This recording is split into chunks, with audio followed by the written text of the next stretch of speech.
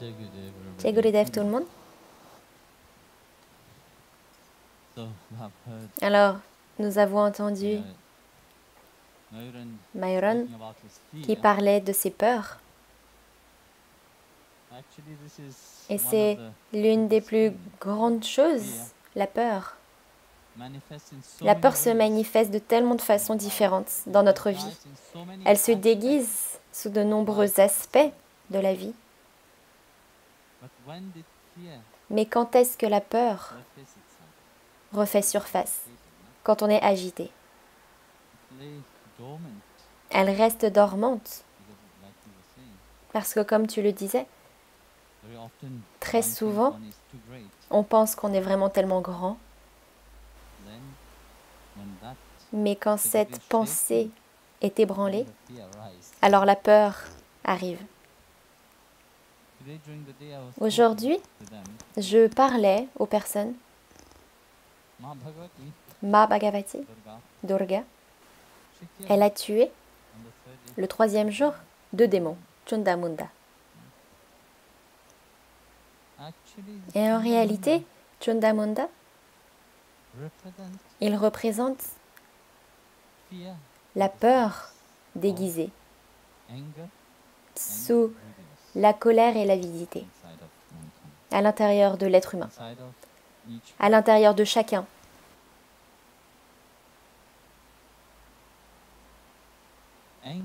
La colère peut venir de nombreuses façons. Vous pouvez être en colère pour beaucoup de raisons. En colère pour aussi aucune raison. Parce qu'il y a des personnes qui, pour aucune raison, ils sont en colère, juste en colère. Est-ce que vous connaissez des gens comme ça? Ah oui, elle. Ah, ça, je vais demander après tout.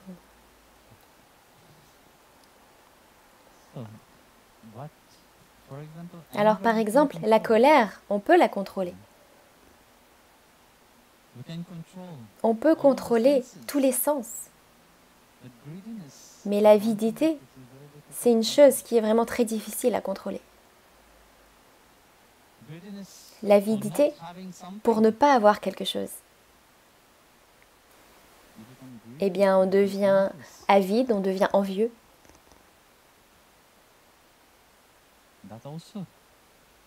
Ça aussi, est-ce que vous avez un contrôle là-dessus? Non.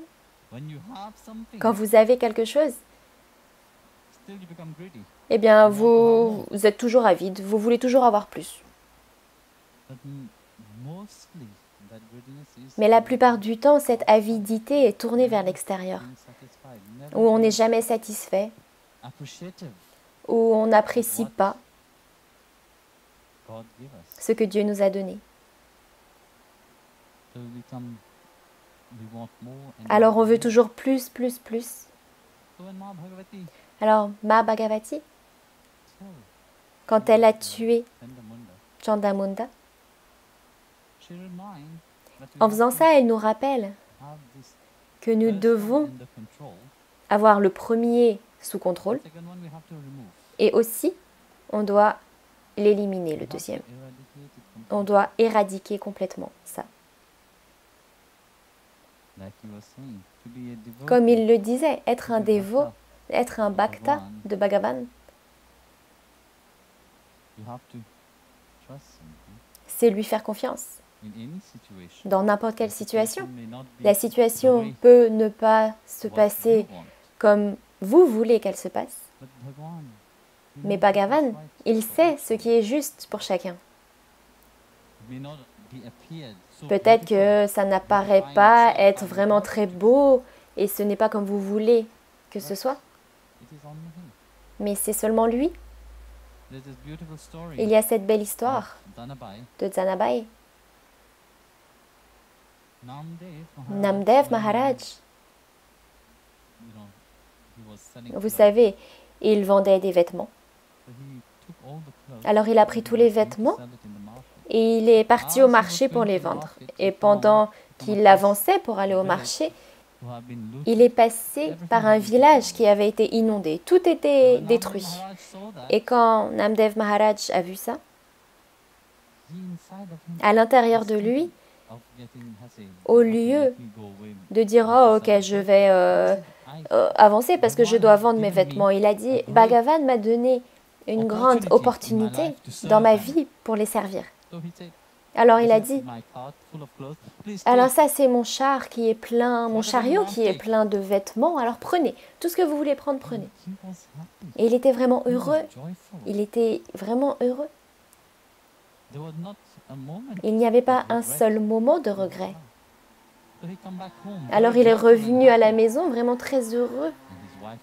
Et sa femme l'a accueilli, elle lui a lavé les pieds, elle lui a dit « Ok, tu es venu pour manger ?»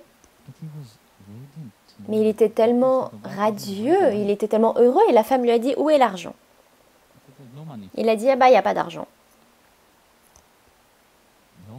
« Pas d'argent? Pourquoi ?» Alors il a raconté tout ce qui s'est passé. Et la femme,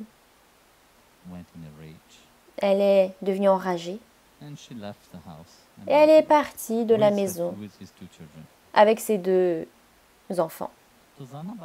Alors Zanabai, elle regardait ça et elle se demandait « Hé Vital, pourquoi est-ce que tu traites tes dévots de cette manière? Pourquoi est-ce que tu leur donnes tellement de souffrance à ceux qui pensent continuellement à toi nuit et jour ?» Alors ça, c'était dans son mental et elle ne pouvait pas comprendre. Sangyaneshwar est venue et elle a dit « Dis-moi s'il te plaît, frère, mais pourquoi Vitala est aussi cruelle que ça? Mais je ne vois aucun regret ou aucune tristesse sur le visage de Namdev. Quand je le regarde, il est toujours heureux. Continuellement, il est absorbé dans ton nom divin.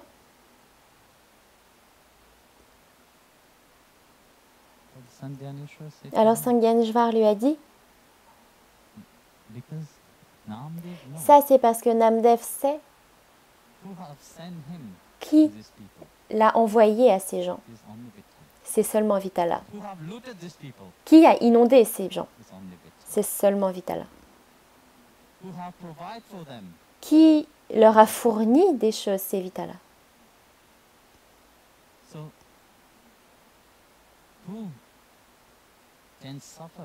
Alors qui peut souffrir quand on perçoit Vitala partout? Vous voyez, quand le mental est illusionné, quand il est limité, vous allez souffrir. Mais quand votre mental est pleinement absorbé dans le divin, eh bien ce mental-là, donc Krishna dit continuellement dans la Gita, transformez votre mental. Si ce mental est transformé en divin, qu'est-ce qui peut vraiment s'éveiller dans ce mental-là? Eh bien, c'est seulement la divinité. La qualité du divin qui réside à l'intérieur de vous commence vraiment à refaire surface quand ce mental-là est pleinement absorbé en lui. Est-ce qu'il y aurait une certaine peur là-dedans? Non, il n'y a aucun endroit pour la peur. Il y a seulement de la place pour l'acceptation totale. On dit, oui, je suis en train de souffrir, mais qui souffre en réalité? Je suis heureux, mais qui est heureux? On devient misérable pour aucune raison. Sans savoir, eh bien on devient misérable. Parce que ce n'est pas en accord sur notre façon de percevoir comment mon bonheur doit être. Dans ce bonheur-là, je me fiche de tout le monde. Je me préoccupe seulement de mon bonheur à moi. Mais combien c'est égoïste, combien l'humain est égoïste. On regarde seulement notre propre bonheur. Et aussi, comme je l'ai dit, qui est heureux, qui est malheureux? Vous dites oui, je suis heureux, je suis malheureux, je suis triste. Mais en réalité, c'est juste le mental qui est heureux, c'est juste le mental qui expérimente le malheur, vous êtes juste l'observateur des choses. Quand vous êtes absorbé dans Gyan, vous pouvez observer le jeu de la vie. Hier, Ma Bhagavati, on a vu avec elle comment elle est en méditation profonde. Et elle observe tout ce qui est dans cet état de calme. Quand vous êtes dans un état calme, vous êtes en accord, en harmonie avec la vie. Mais quand vous êtes agité, vous êtes en désharmonie.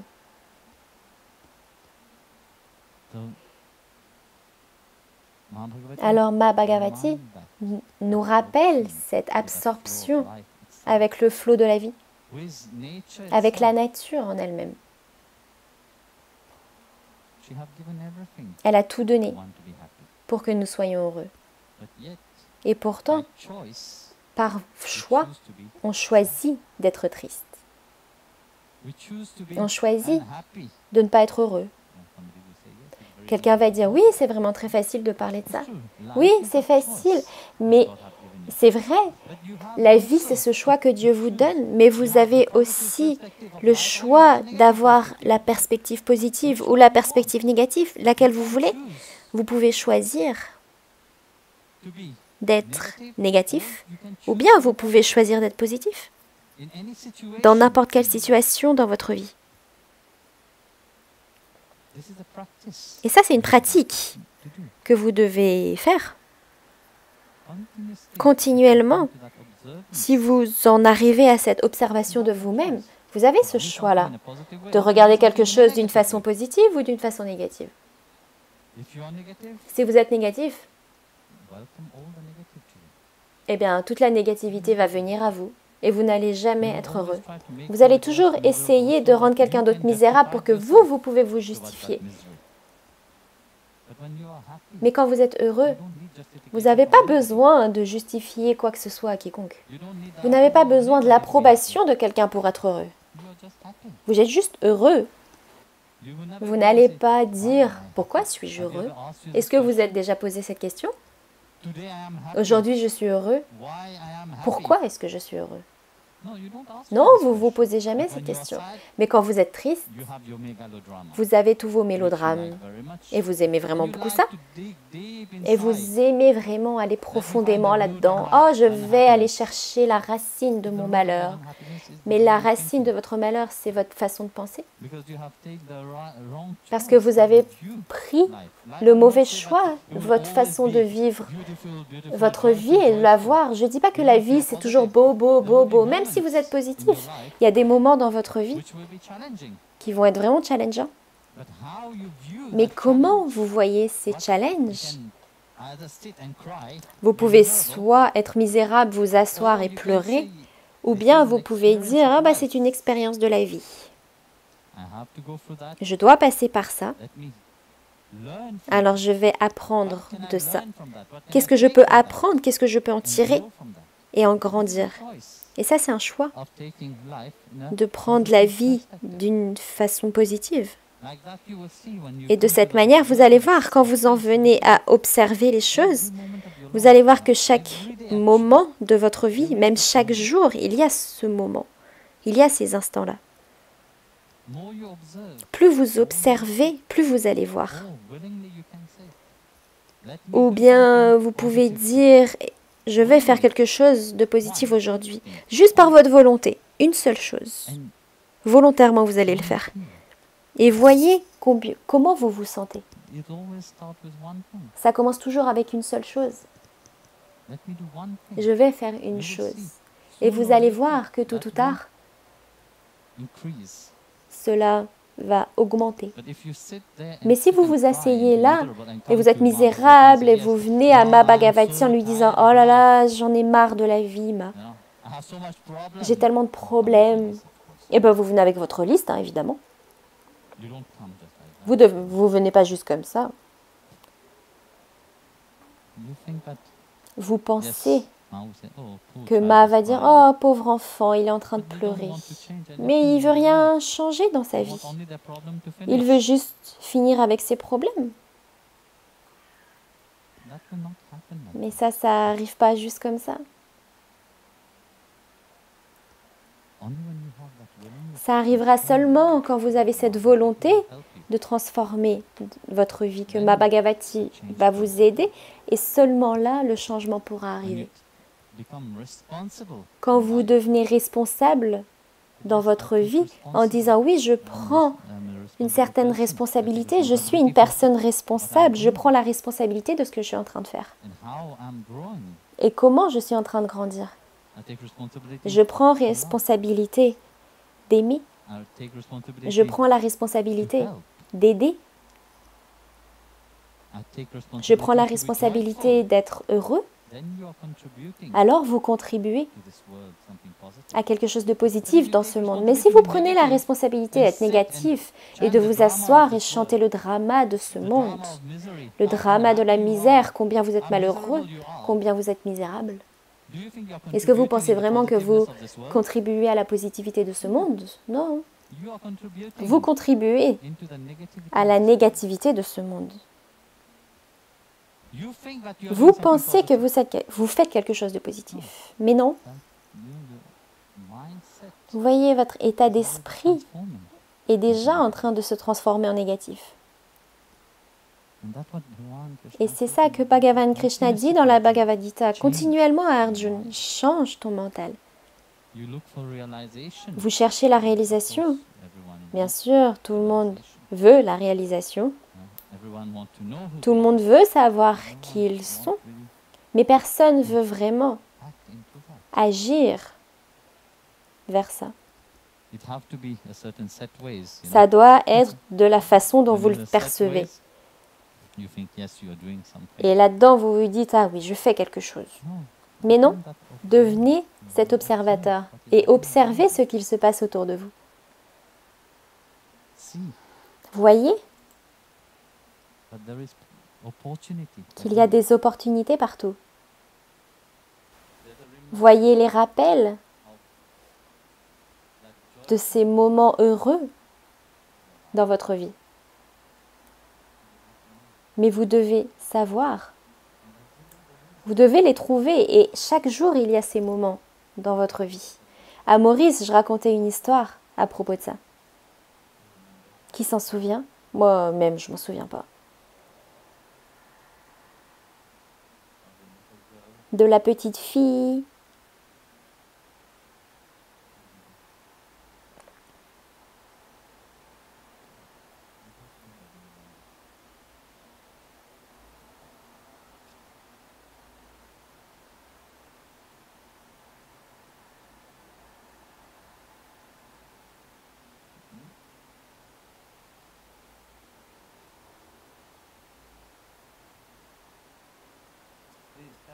Dites-moi.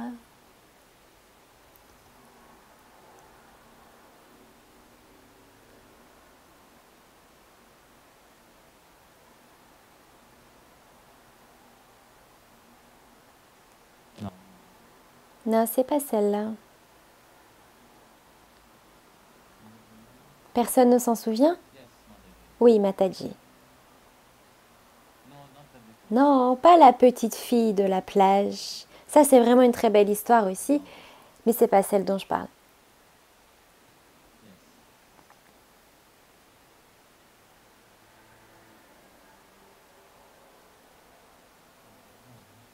Non plus. Ok, je vous donne un indice. Oui. C'est la fille. En fait, non, c'est pas une fille, c'est une femme avec le chapeau qui apporte des fleurs à sa maman. Vous vous souvenez?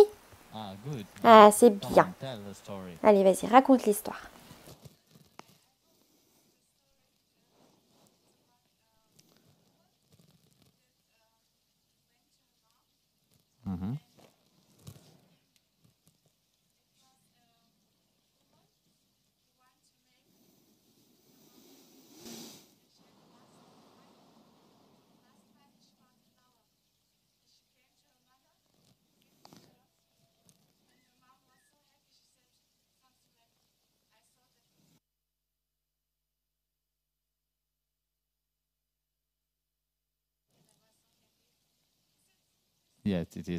Oui, c'est celle-là.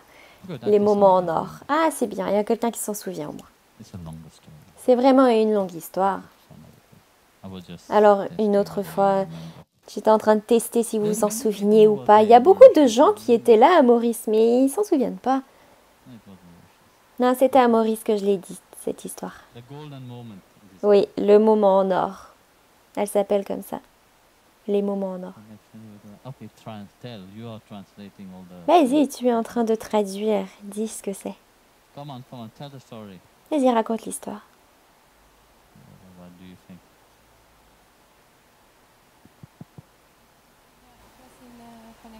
Oui, c'était connecté au divin, en fait, quand Guruji a raconté cette histoire sur les moments en or.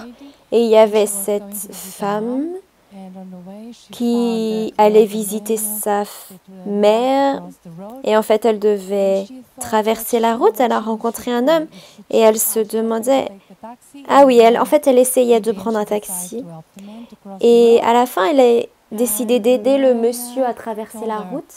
Et l'homme lui a dit « Oh, ça, c'était mon moment en or. » Alors, elle a commencé à réfléchir. Elle allait voir sa maman et elle a vu un fleuriste. Et il y avait une très belle fleur, mais elle n'avait pas assez d'argent. Du coup, elle devait choisir. Est-ce qu'elle prenait le taxi ou est-ce qu'elle allait acheter une fleur? Et elle a décidé, oh ok, ma maman n'a pas reçu depuis longtemps une fleur. Alors du coup, elle a décidé de prendre la fleur. Et elle a marché. Et donc la mère a pleuré en voyant la fleur et elle disait qu'elle était en train de penser qu'elle n'était pas une bonne mère. Et elle pensait à en terminer avec sa vie. Et voilà, c'était son moment en or, en fait, dans sa vie. Et elle en a parlé à sa fille, qui en a parlé à son père. Et voilà, c'est l'histoire. Vraiment en résumé, oui, vraiment en résumé. Alors, vous voyez, il y a des moments en or dans chaque moment de votre vie. Et chaque jour, ces moments en or se présentent. Mais vous devez être réceptif pour les trouver. Et vous allez être réceptif seulement quand vous êtes en harmonie, en accord avec la vie, à travers les choix que vous faites dans votre vie. Alors, trouvez vos moments en or dans votre vie.